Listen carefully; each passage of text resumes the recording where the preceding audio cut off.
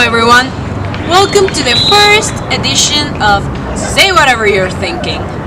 Today we have really special guest joining us.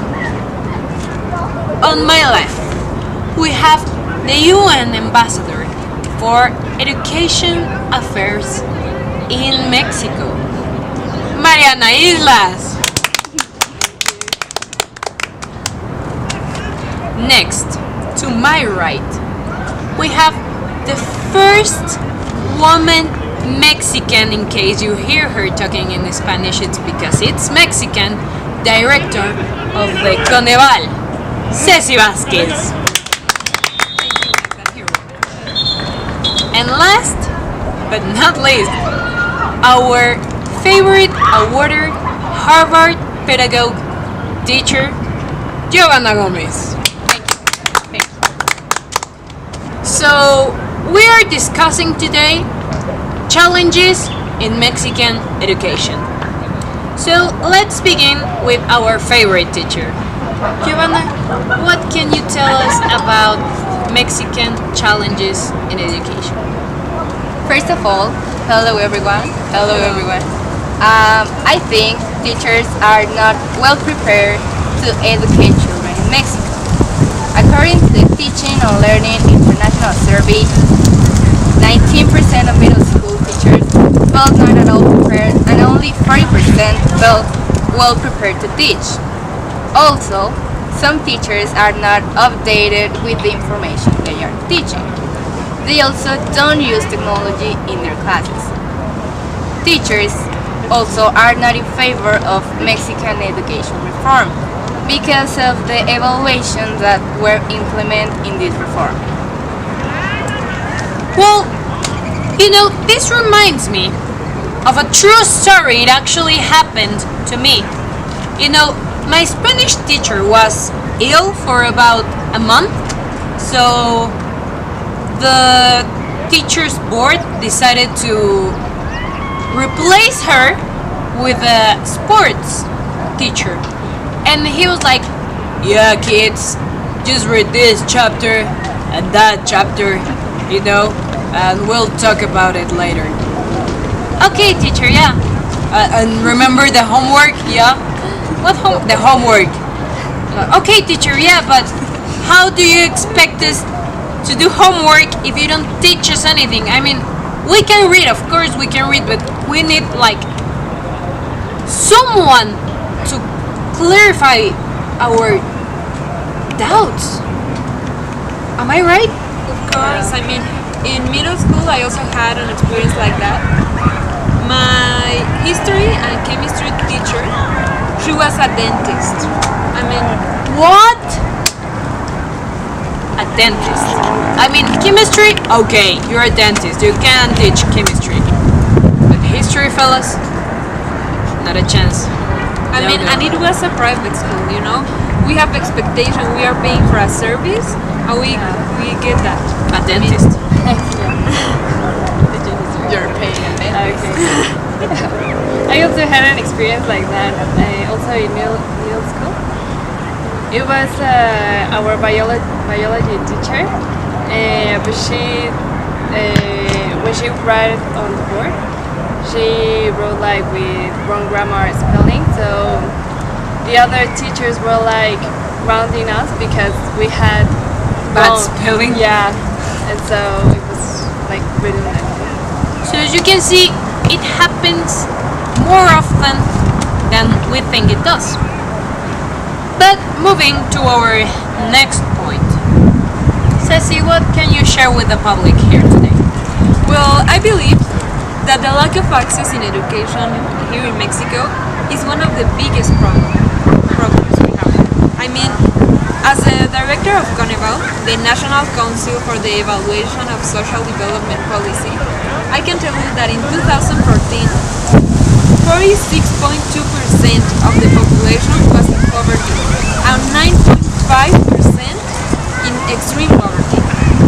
This closes for almost half of the population the door of private education and raises the expectations of public education. Yeah. But if we move to my second point, we will know that public schools don't have the capacity for that number of people.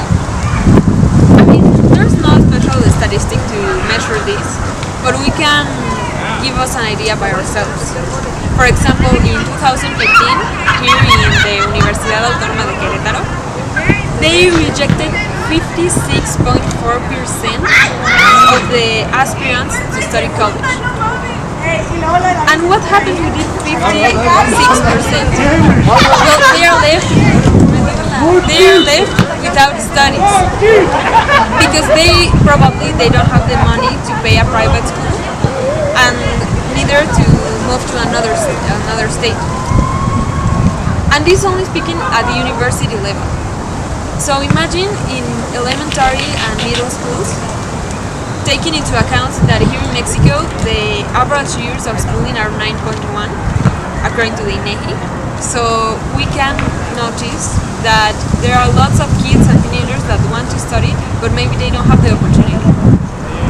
And moving to my third point, in many poor communities, there is no infrastructure for school. So if children want to study, they have to go to another city or to another town every day. And it's also a very important fact that it's stopping this opportunity to study. And as we know, public transportation in Mexico, it's terrible. But first, I want to go back a little to your second argument. You mentioned that public schools don't have enough capacity to receive all of the kids, right? So, we have one of our guests has studied in public schools. Harvard teacher, what can you share with the community? Well, yeah, I study elementary and middle school in a public school, so I know that there are really a lot of students in public schools. We were around 50 students in one class and only one teacher. So just imagine how this teacher felt at the end of the day. I would probably kill myself. So, third speaker, Mariana Ambassador, please share your opinion with us. So I think one of the other problems that Mexico has with education is that the strikes. So the periodic evaluation of teachers work generated a teachers movement in opposition to the new system. Social issues also like Ayotzinapa produces strikes which affect education and complaints of administrative staff about the salary. You know what I find undignifying about strikes? It's that they protest against the new reforms, right? Which are basically like, hey, as a teacher, you're going to be through an evaluation, you have to take a test. And they're like, oh my god, no, I'm going to strike or something. And we as students have to take tests all of the time to see if we are learning. But I mean, how can teachers not take exams to monitorate what they are teaching us? I mean, it's just not fair. Or I mean, we should all take tests, or there shouldn't be tests at all, but it should be equal for students and teachers, in my opinion. I agree with you too. So strikes are just a waste of time, they are silly, and sometimes many people don't even know what they are striking about, not only in education but also in politics, and all of the strikes, there are people who are like, oh, what are we protesting about? Well, I don't know, man, but this is so cool. Yeah, let's keep protesting. So we should be informed first. I believe that's a huge problem about strikes, but also an important thing is that people are afraid to really protest about education. I mean, because there have been situations like La del Orco, where students and teachers were killed just because they were protesting and they were telling their opinion. And people are afraid to be killed because that's what they do. Yeah, and we should remember freedom of speech is a human right, at least here in Mexico. But we're not respecting it. Yeah, we're sometimes just not respecting it. So, what do you think like that about this? Oh, me? Well, this might not sound as a big problem, but I believe it is. Kids from age 15 onwards are not enrolling at schools anymore. And I mean, that's a really young age to stop going to school. I mean, I finished my career until I was like 25, you know, approximately. So, let's talk about statistics. Mexico has the lowest rate of enrollments from age 15 to 19 amongst the OECD countries. I mean, there are a lot of countries in the OECD and we are the lowest one. And you know, kids who don't study end up working on the streets but get a really terrible job. You know, it's about 5 million kids from age 13 and onwards who are working. And let's not even talk about the 24.7% of kids who are not working and are not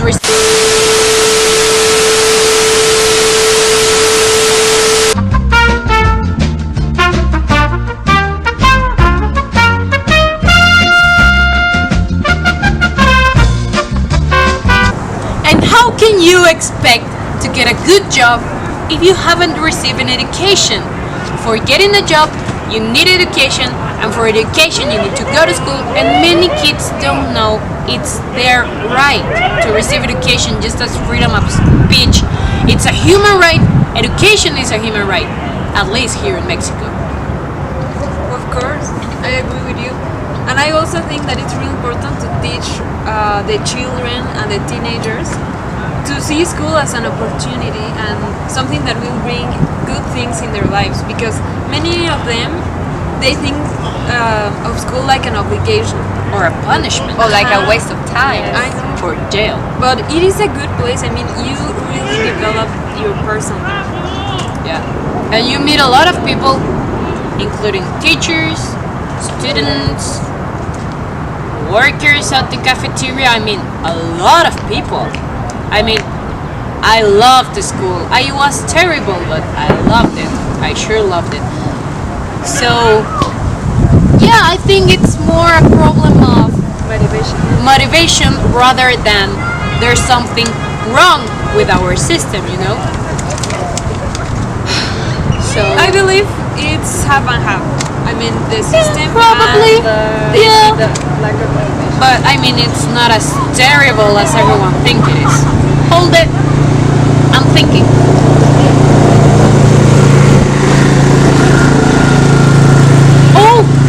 Oh my God! You know what? Time's up. Public, time's up. I'm so sorry, but you know what they say about time? It's valuable. So thank you, guests, for being here, for participating. It was a pleasure. Pleasure for caring about education, as it is such an important subject. So till next time, fellas. Bye.